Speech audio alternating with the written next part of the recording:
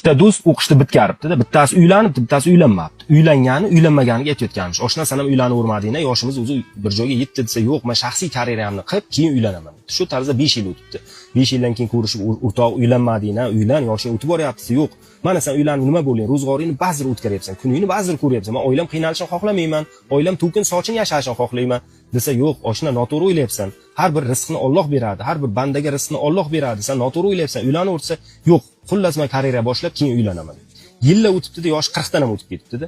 Oshna uylanmadinglar, yoshingni qara bir joyga yetdi. Sen ozgina qoldi, oshnaman, ozgina qoldi. Mana men bu bolani qaradi, telefonni ko'rsatayotganmiz. Hali 16 ga to'lmagan bola IT sohasida O'zbekistonda nomeradin debdi.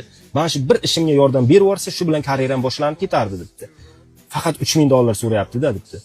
Yo'q, shu bola yordam bersa bo'ldimi, ishing bo'lib ketadi. Ha, $3000 so'rayapti desa, men aytaman, tekinga qilib beradi bu bola, faqat uylanasan.